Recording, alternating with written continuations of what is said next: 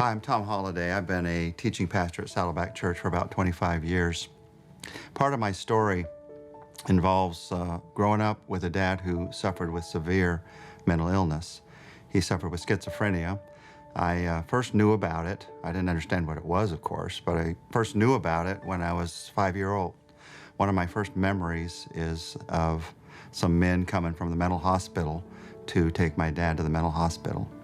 And those stories of coming to take me away and the jokes about it, I understand why they can be funny to some people, but to me, obviously, they've never been humorous, because it's always been something that reminded me of the suffering that my dad has gone through. But as a child, I didn't understand the suffering. As a child, all I felt was the loss that I had in my life because of a dad who wasn't there. He was in and out of mental hospitals most of my life. For me, as a young child, it was the confusion of trying to understand what that meant and what he was going through. As I grew older, honestly, when Dad wasn't home, life was a lot better. Life was a lot less confusing. I was able to do the things I wanted to do, have friends over without being concerned about things. When he was home, it was often horrific. We happened to live right across from the high school. And so growing up, everybody in the high school knew the sufferings of my dad. I mean, he would go out and paint sayings on the sidewalk and things like that. Crazy things all the time. So I was having to live with the confusion of that and figure that out. And growing up with mental illness in my home made it a very confusing place. By God's grace, I found Christ and found the goodness and grace that's in Christ. And in later high school years, in coming to know Him, I began to understand that there was a life apart from mental illness and that confusion. But in understanding that life, I had to begin to understand how to cope with it. Of course, as a brand new Christian, my first hope was, well, great, my dad will just become a Christian, everything will be fine, the mental illness will go away, I will have no scars from this. I didn't understand as a young boy that certainly wasn't true, that there were scars I was going to have to deal with in my life. And I've had to deal with those walking through life. I've had to figure out a lot of things to do with mental illness. I had to deal with what is this mental illness going to do to me? The fear of my dad has schizophrenia. Am I going to have schizophrenia? What might happen in my life? By God's grace, I haven't had to face that, but I had to face that fear and that wondering what was going to happen in me. I had to face, and I'm still having to face, the challenge of needing to have compassion for a father who has so transformed my life because he wasn't there as I was growing up.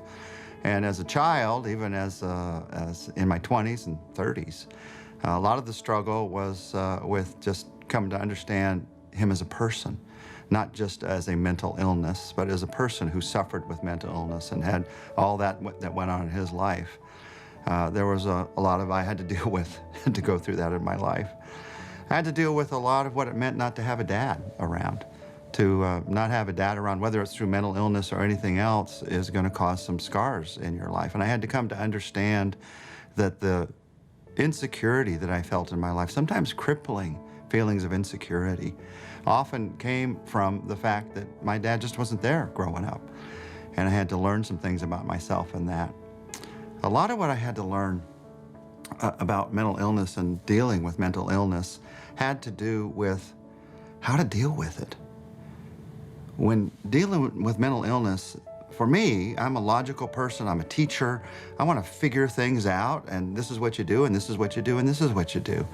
But much of mental illness, especially when my dad was first ill and they were trying to figure out what the drugs were to give him, and they didn't really have a lot of options, and even in later years it's often been confusing. Much of it is a confusing journey. And I've had to learn that stumbling ahead is a good thing. Just stumbling ahead, feeling like you're going to be able to stand up and figure it all out and move ahead and be perfect in it, well, that's a lie with anything in this world. The truth of the matter is, you stumble a few steps ahead and then maybe a few steps back and then maybe a few more steps ahead. If you're stumbling forward, you're doing some good things. If you're stumbling forward, you can have some faith and hope and love in your life. It's when you give up, don't give up. It's when you give up that you begin to lose hope, that you begin to feel like there's nowhere to turn.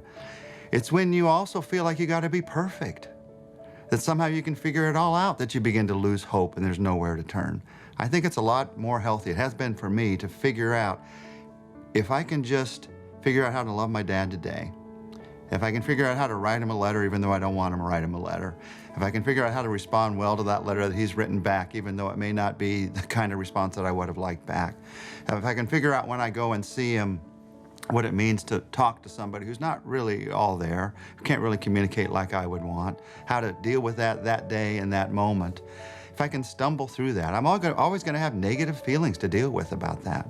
And in mental illness, you're going to have negative feelings to deal with. And in those negative feelings, you got to decide what to do with them.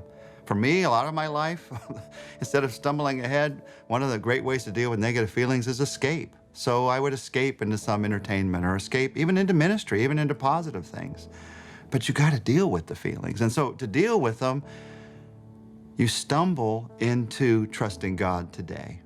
You move ahead little by little into having hope today. A little bit of hope is a powerful thing. I find a lot of people want to find all the hope that they need for the rest of their lives. Could you just give it to me today, Lord? And the only hope I found I can get is the hope I need for this moment today. And that's what I pray for every one of you that's listening to this. I pray that God gives you the hope that you need for this moment right now, today.